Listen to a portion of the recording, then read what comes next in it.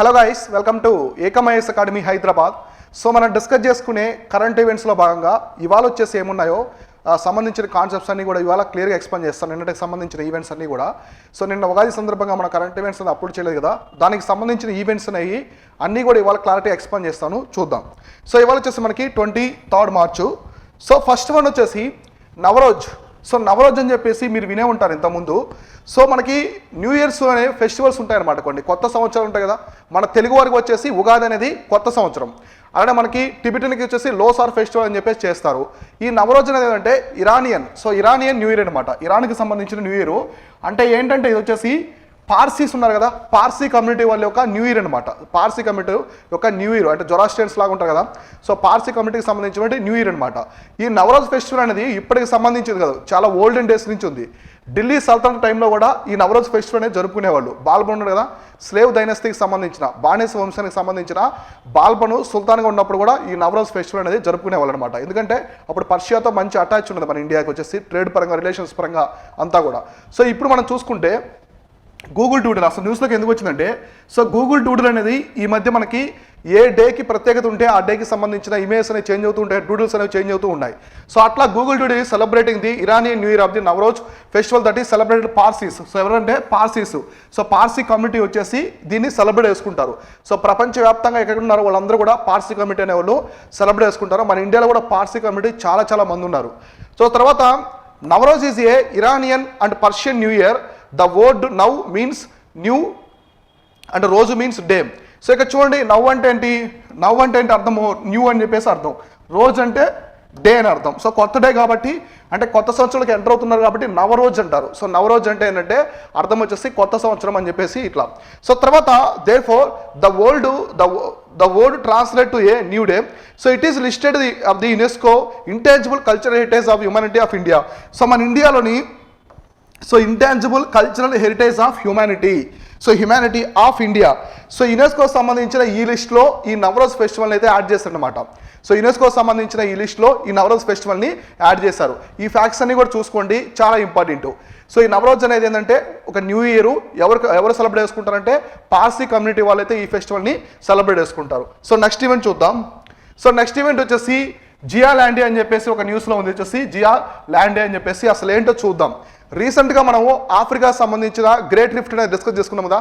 Great rift అంటే ఆఫ్రికాకి సంబంధించి Africa నుంచి డివైడ్ అవుతుంది అనమాట. ఆఫ్రికాలో కాంటినెంట్ ల్యాండ్ అనేది డివైడ్ అవుతుంది, మధ్యలో ఒక పెద్ద ఓషియన్ అనేది ఫామ్ అవుతుంది, కొత్త ఓషియన్. సో ఈ విధంగా ఇక్కడ వచ్చేసి ఇప్పుడు జియా ల్యాండ్ అనేది చాలా రోజుల నుంచి న్యూస్లో ఉంది, ఇది న్యూస్లో ఉంది. అదేంటో డిస్కస్ చేద్దాం. So scientist have recently confirmed the existence of the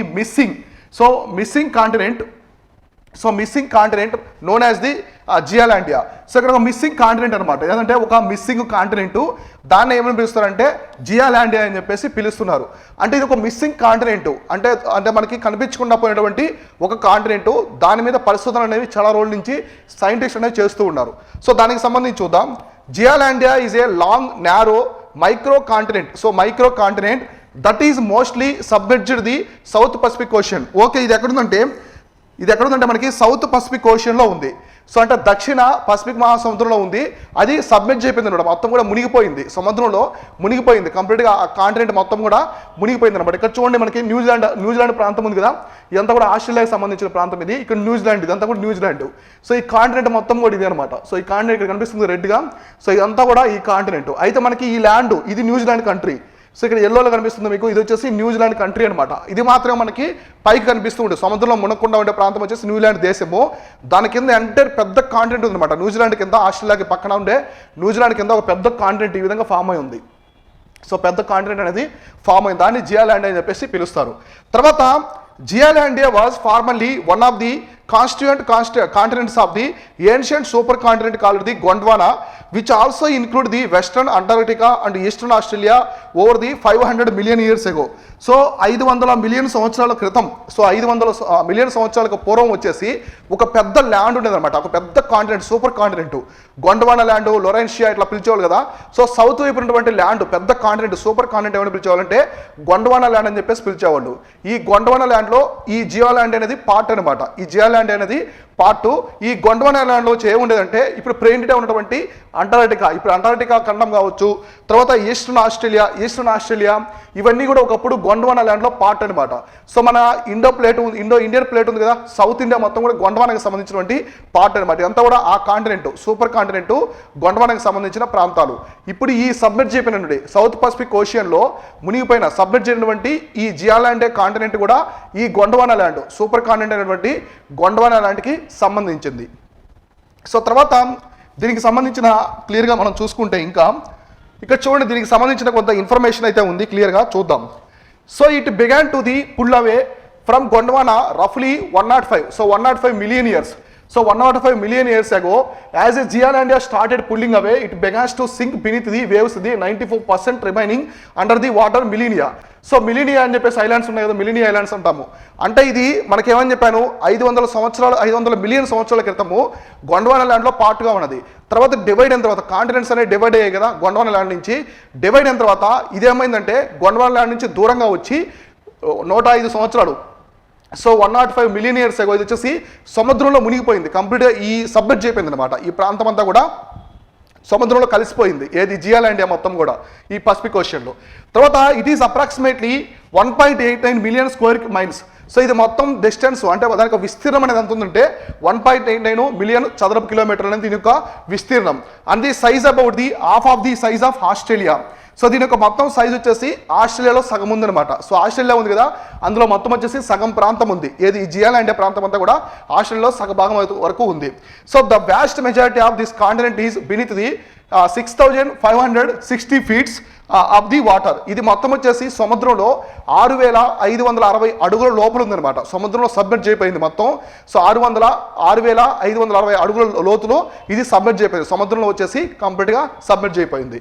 so తర్వాత the part of Zealandia which is above water forms the foundation of New Zealand's North and South Islands as well as the islands of the New Caledonia. ఇక్కడ చూడండి, New Zealand ఒకటి, new క్యాలిడోనియా. So ఇప్పుడు ఈ జియాలాండ్ అని చెప్పేసి ఒక continent మునిగిపోయిందని చెప్పాం కదా, ఆ కాంటినెంట్లో పార్ట్స్ అనమాట ఇవి. ఏమేంటి అంటే న్యూజిలాండ్ ఒకటి, అలానే న్యూ క్యాలిడోనియా అనే ఈ రెండు ప్రాంతాలు వచ్చేసి ఆ జియాలాండ్ కాంటినెంట్కి సంబంధించిన ప్రాంతాలు అనమాట. ఇవి దేశాలు, ఇవి సముద్రంలో మునగలేదు.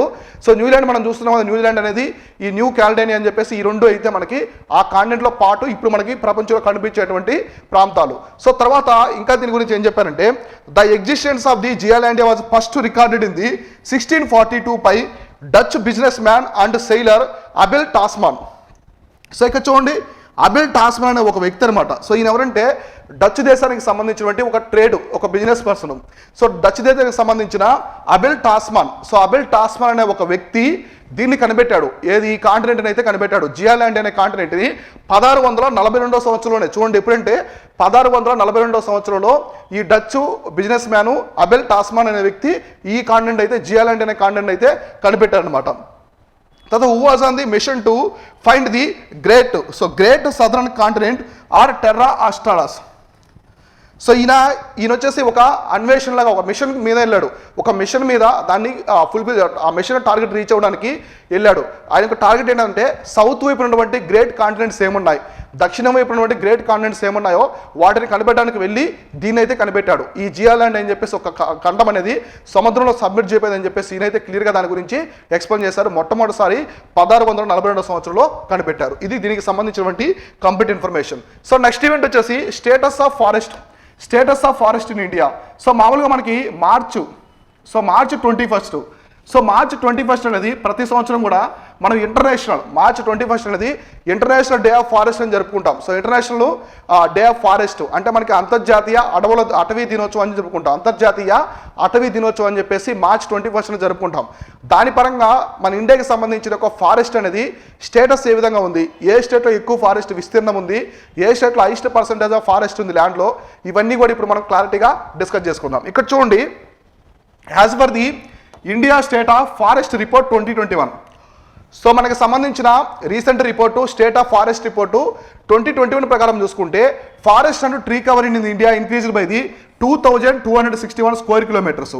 సో మన ఇండియాలో ఫారెస్ట్ కావచ్చు, ట్రీ కవర్ అనేది ఎంతవరకు పెరిగిందంటే మొత్తం వచ్చేసి 2260 చదరపు కిలోమీటర్లు అనేది పెరిగింది. Since last assessment in the 2019. So 2019 సంవత్సరం కంటే కూడా 2021 సంవత్సరానికి 2261 చదరపు కిలోమీటర్లు ఈ ఫారెస్ట్ ట్రీ కవర్ అనేది అటవీ విస్తీర్ణం అనేది పెరిగిందనమాట. సో తర్వాత India's total forest and tree cover was 80.9 million hectares, which accounted for the 24.62% of the geographical area of the country. So మన ఇండియాలో మొత్తం వచ్చేసి ఫారెస్ట్ కవర్ ఎంత ఉందంటే మొత్తం వచ్చేసి 80.9 million hectares అని చెప్పారు.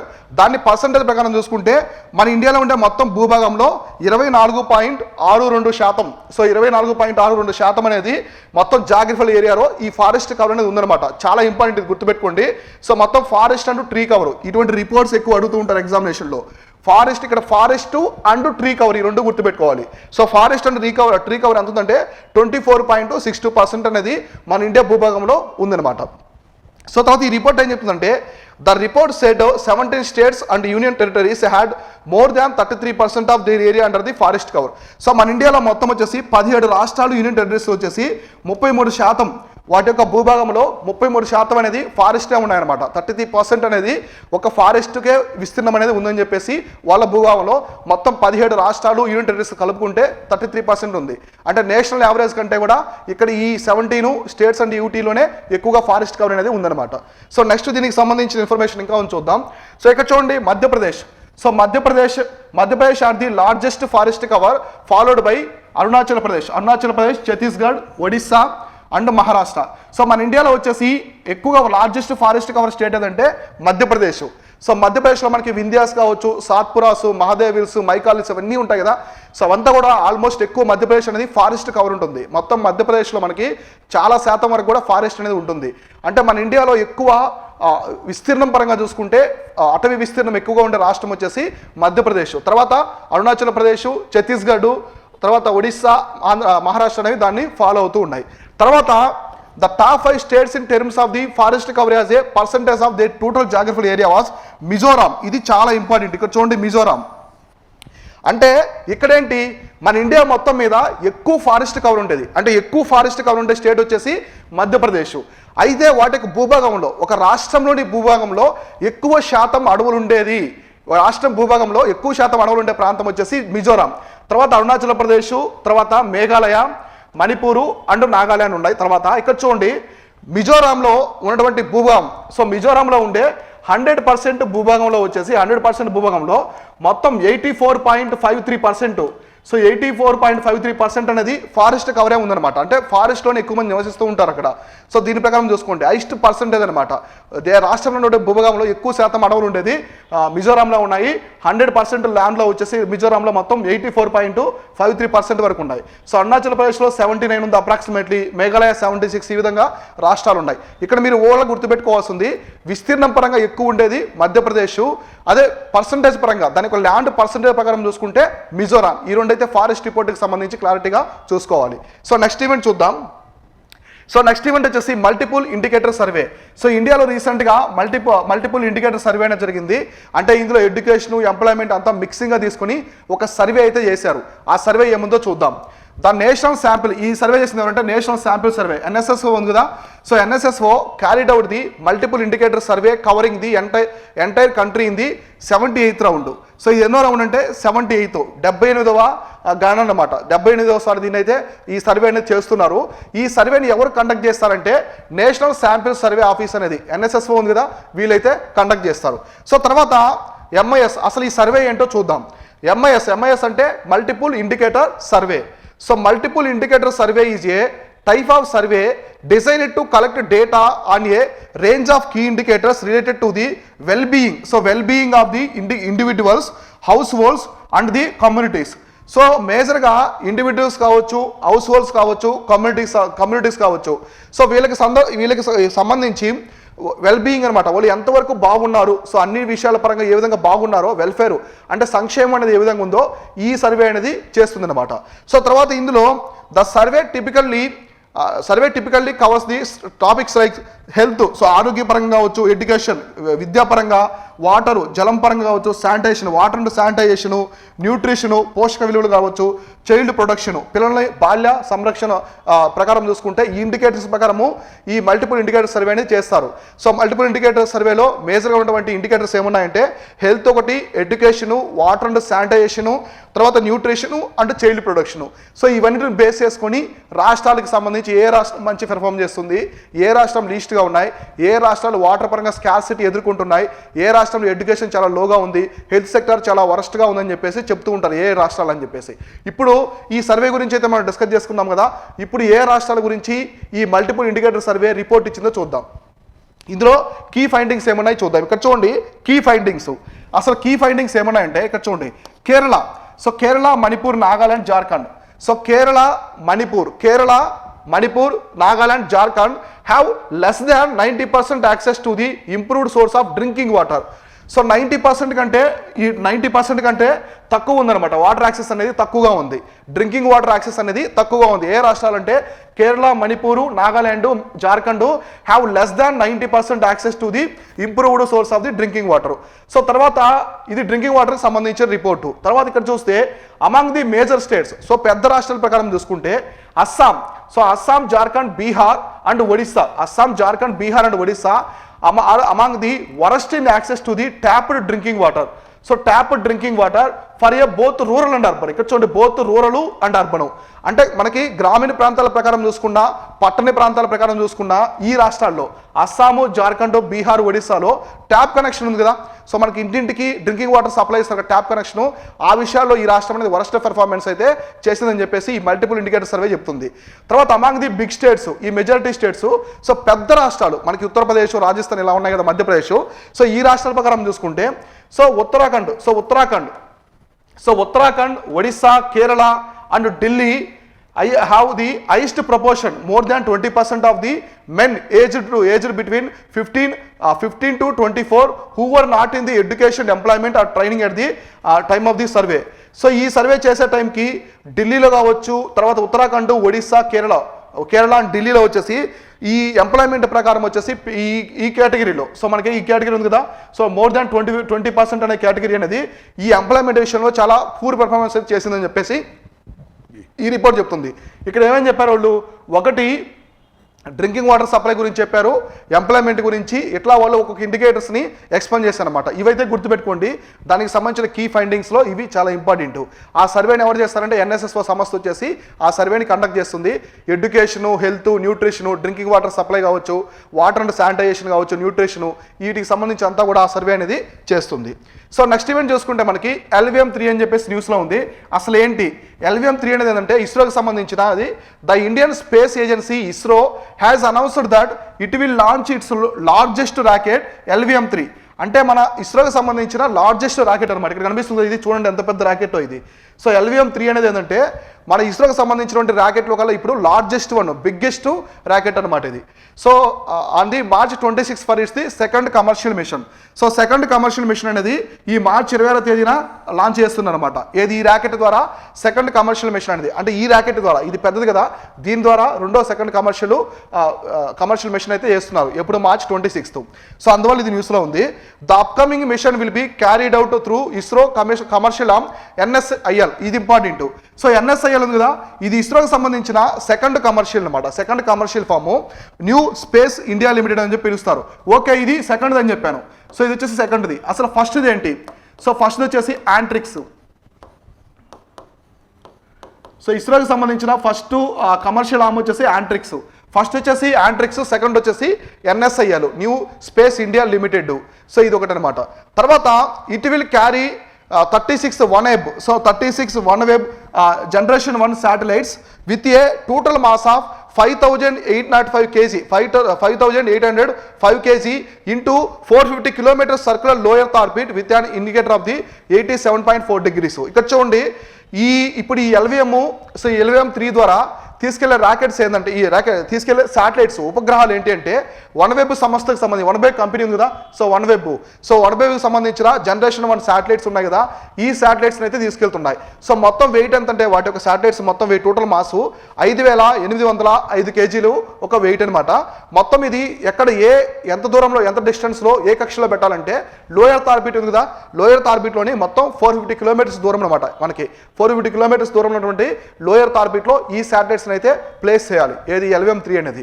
కాబట్టి ఇది ఇస్రోకి సంబంధించి భారత అంతరిక్ష పరిశోధన సంస్థ అయినటువంటి ఇస్రోకి సంబంధించినటువంటి బిగ్గెస్ట్ రాకెట్ ఏదంటే LVM-3. దీనికి సంబంధించి గుర్తుపెట్టుకోండి, మార్చి 26న దీన్ని అయితే లాంచ్ చేస్తున్నారు. సో తర్వాత ఇది చూడండి, LVM-3 rocket design is the 3 stage vehicle. ఇది 3 స్టేజ్ వెహికల్ తెలుసు కదా మీకు, 3 స్టేజ్ వెహికల్ సంబంధించి. సో ఆల్రెడీ మనం ఇంతకుముందు చాలాసార్లు డిస్కస్ చేసాము. ఇది వచ్చేసి 3 స్టేజ్ వెహికల్.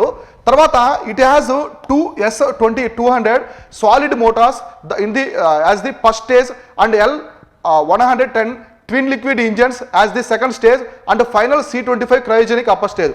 ఇక్కడ ఏం చెప్పాను, 3 స్టేజ్ అని చెప్పాను కదా. ఈ 3 స్టేజ్లో ఫస్ట్ స్టేజ్లో మనకి ఏముంటుంది, S200 సాలిడ్ మోటార్స్ అనేది ఫస్ట్ స్టేజ్లో ఉంటాయి. తర్వాత L110 twin engine liquid engine అని చెప్పేసి సెకండ్ స్టేజ్లో ఉంటుంది. ఫైనల్గా క్రయోజెనిక్ ఇంజిన్ అనేది ఉంటుంది. ఫైనల్గా వచ్చేసి క్రయోజెనిక్ ఇంజిన్ ఉంటుంది. ఒకటి సాలిడ్, నెక్స్ట్ వచ్చేసి మనకి ఏంటి లిక్విడ్కి సంబంధించి, తర్వాత క్రయోజెనిక్, సాలిడ్ లిక్విడ్ క్రయోజెనిక్. అందువల్ల దీన్ని 3 స్టేజ్ వెహికల్ అని చెప్పేసి పిలుస్తాం. తర్వాత 43.5 meters tall vehicle has a lift off mass of the 643 tons. ఈ వెహికల్ అనేది మొత్తం LVM-3 అనే బిగ్గెస్ట్ రాకెట్ కదా, ఇది వచ్చేసి మొత్తము 43.5 మీటర్స్ హైట్ ఉంటుంది అనమాట. మొత్తం దీని యొక్క ఎత్తు అనేది 43.5 మీటర్ల ఎత్తు ఉంటుంది. మొత్తం ఎంత మాస్ తీసుకెళ్తుందంటే ఇది వచ్చేసి 643 టన్స్ అనమాట. 643 టన్నుల యొక్క వెయిట్ అయితే ఈ రాకెట్ అనేది ఉంటుంది అనమాట. మొత్తం వచ్చేసి దీని యొక్క లిఫ్ట్ ఆఫ్ మాస్ మొత్తం మనకి 643 టన్స్ అనేది ఉంటుంది మొత్తం వెయిట్ అనమాట, తీసుకెళ్లే వెయిట్ మొత్తం. సో ఇట్లా దీనికి సంబంధించి ఈ ఫ్యాక్ట్స్. సో నెక్స్ట్ చూద్దాము. సో నెక్స్ట్ ఇస్రోకి సంబంధించిన ఒక ప్రోగ్రామ్ అనమాట. ఇది వచ్చేసి ఇవికా ప్రోగ్రామ్ అని చెప్పేసి ఒక ప్రోగ్రామ్ అయితే ఇస్రో వాళ్ళు తీసుకొచ్చారు. ఇదేంటో చూద్దాం. The Indian space research organisation ISRO has initiated the Yuva Vigyani Karyakram. So Vigyani Karyakram program to encourage the students to pursue careers in the science and technology, engineering and mathematics and developing passion for the space science. అంటే space science అంతరిక్ష మనకి విజ్ఞానాన్ని పెంపొందించాలి. ఇప్పుడున్నటువంటి students ఈ జనరేషన్లో అంతరిక్షానికి సంబంధించిన science అనేది space సైన్స్ని develop చేయాలనే ఉద్దేశంతో సైన్స్ అండ్ టెక్నాలజీ కావచ్చు, ఇంజనీరింగ్ కావచ్చు, ఆ స్పేస్ సైన్స్ని డెవలప్ చేయాలనే ఉద్దేశంతో ఇవికా ప్రోగ్రామ్ అని తీసుకొచ్చారు. ఇవికా అంటే యువ విజ్ఞాని కార్యక్రమం అని చెప్పేసి అర్థం. సో తర్వాత the Yuvika program is open to students in the 9th standard from all over India. So 9th standard from the all over India. ఇక్కడ చూడండి ఈ ప్రోగ్రామ్ అనేది ఎవరికంటే, so Yuvika program is open to students in the 9th standard. So 9th standard are equal. So 9వ తరగతి దానికి సమానమైనటువంటి class నుంచి అయితే ఇవికా ప్రోగ్రామ్ అనేది ఆల్ ఓవర్ ఇండియా, మొత్తం ఇండియాలో అక్రాస్ ఇండియా ఈ ప్రోగ్రామ్ అయితే ఇస్రో అనేది స్టార్ట్ చేస్తుంది. దీని యొక్క మెయిన్ థీమ్ ఏంటంటే వాళ్ళు సైన్స్ అండ్ టెక్నాలజీ పరంగా, ఇంజనీరింగ్ పరంగా, స్పేస్ సైన్స్ పరంగా డెవలప్ చేయాలి, స్కిల్స్లో డెవలప్ చేయడమే దీని యొక్క మెయిన్ థీమ్. సో తర్వాత the program selects the 3 state students from the each state or union territory and they are invited to participate in the 2 week residential training program at various ISRO centres across the country. So ఇక్కడ స్టూడెంట్స్ని తీసుకుంటారు అనమాట. So student select 3 students from the each state or union territory. So ఒక్కొక్క కేంద్ర ప్రాంతము లేదా రాష్ట్రం నుంచి 3 స్టూడెంట్స్ని అయితే సెలెక్ట్ చేస్తారు.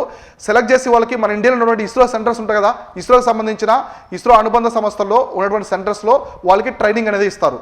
సో తర్వాత the program aims to provide an opportunity for young children to explore the wonders of space science, space applications and the space technology.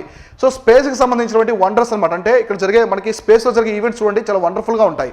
So వాటికి సంబంధించినటువంటి స్పేస్ సైన్స్ కావచ్చు, స్పేస్ అప్లికేషన్స్ కావచ్చు, స్పేస్ టెక్నాలజీ కావచ్చు, వీటంటిని వీళ్ళైతే develop చేస్తున్నారు. వాటి గురించి interest రావాలి, ఈ స్టూడెంట్స్లో ఒక ఇంట్రెస్ట్ తీసుకోవాలనేది మీ దీని యొక్క మెయిన్ థీమ్. తర్వాత YUVIKA program is to create awareness among the young children about the emerging trends in the space science and technology. So రాబోయే రోజుల్లో ఈ స్పేస్ సైన్స్, ఈ అంతరిక్ష రంగం అనేది చాలా భూమి ఉందన్నమాట దీనికి. ఇప్పుడు చూడండి మనకి ఇస్రో, నాసా ఇవి తెలుసు, ఇంతకుముందు ESA, జాక్సా ఇవి తెలుసు. ఇప్పుడు మనకి స్పేస్ ఎక్స్ అని చెప్పేసి ప్రైవేట్ సంస్థలు వస్తున్నాయి. ఇండియాకి సంబంధించిన అమెరికాకి సంబంధించి ఎలాన్ మస్క్కి స్పేస్ ఎక్స్ కావచ్చు, అమెజాన్ ఫౌండర్ జెఫ్ బెజోస్ సంబంధించి బ్లూ ఒరిజిన్ కావచ్చు, తర్వాత ఇండియాకి సంబంధించి మనకి స్కై రూట్ ఏరోస్పేస్ లిమిటెడ్ ఉంది హైదరాబాద్కి సంబంధించి, వాళ్ళు ఇండియా ఫస్ట్ రాకెట్ తీసుకొచ్చారు. తర్వాత అగ్నికుల్ కాస్మోస్ వాళ్ళు ఏం తీసుకొచ్చారు, ఇండియాకి సంబంధించిన మొట్టమొదటి ప్రైవేట్ లాంచ్ ప్యాడ్ తీసుకొచ్చారు. సో మన హైబ్రిడ్ రాకెట్ మార్టిన్ ఫౌండేషన్ వాళ్ళు హైబ్రిడ్ రాకెట్ తీసుకొచ్చారు. ఇట్లా అనమాట, అంటే ప్రైవేట్ రంగం కూడా బాగా డెవలప్ అవుతుంది. కాబట్టి స్పేస్ రంగంలో ఇప్పుడు స్టూడెంట్స్ అవేర్నెస్ తీసుకురావడమే యువికా ప్రోగ్రామ్ యొక్క మెయిన్ థీమ్. సో తర్వాత first polio outbreak in 30 years. So మనకి 30 సంవత్సరాల్లో ఫస్ట్ పోలియో కేసు అయితే వచ్చింది. ఇది ఇండియాలో కాదు. ఈ పోలియో కేసు అనేది ఎక్కడ వచ్చిందంటే బురుండి అనే ఒక కంట్రీలో వచ్చిందనమాట. సో బురుండి అనేది ఆఫ్రికాలో ఒక land locked east African country. So ఇది ల్యాండ్ లాక్డ్ అనమాట, చుట్టూ ఎటువంటి సముద్రం ఉండదు, చుట్టూ దేశాలు ఉంటాయి, ల్యాండ్తో ఆక్రమించినటువంటి దేశం, land locked country, east African country. ఈ బురుండిలో as declared the first polio outbreak in 30 years. So గత 30 సంవత్సరాల్లో ఫస్ట్ పోలియో కేసు అనేది ఇక్కడ రిపోర్ట్ అయిందనమాట. ఎక్కడంటే బురుండి, ఆఫ్రికా కాంటినెంట్లోని బురుండి కంట్రీలో. So the outbreak was confirmed after a 4 years old child in the Isale. So Isale district of the western Burundi. So Isale district, ఈ బురుండిలోని ఐసెల్ డిస్ట్రిక్ట్లోని ఒక 4 years old బేబీకి అయితే వాళ్ళు ఫైండ్ అవుట్ చేశారు. Along with the 2 other children he was in the contact with were diagnose with the vaccine linked polio. So మిగతా ఇద్దరు పిల్లలు ఉన్నారు కదా, సో ఆ బేబీతో ఉన్న ఇద్దరు పిల్లలకు కూడా ఈ పోలియో వైరస్ అనేది వేస్తారనమాట. వాళ్ళకి ఇంజెక్షన్ ఇవి వేస్తారు కదా, పోలియో డ్రాప్స్ ఉన్నాయి కదా, పోలియో డ్రాప్స్ అనేది వేసి డయాగ్నోస్ అయితే చేస్తున్నారు. సో మన ఇండియాలో పోలియో అనేది కంప్లీట్గా ఎరాడికేట్ చేస్తారు. 100% మన ఇండియాలో పోలియో వైరస్ అనేది లేకుండా నిర్మూలించారు. సో మనకి ఆఫ్ఘనిస్తాన్ ఈ రీజన్స్ అయితే ఇంకా పోలియో ఉంది. మన ఇండియాలో అయితే పోలియో అనేది కంప్లీట్గా పోలియో అనేది లేకుండా చేశారు. పోలియోని 100% ఎరాడికేట్ అయితే చేశారనమాట ఇండియాలో. సో ఇవి వచ్చేసి ఇవాళ డైలీ కరెంట్ అఫైర్స్. రేపు ఇంపార్టెంట్ డైలీ కరెంట్ అఫైర్స్ ఏమన్నా ఒక్కొక్కటి మనం క్లారిటీగా డిస్కస్ చేసుకుందాం. Thank you all.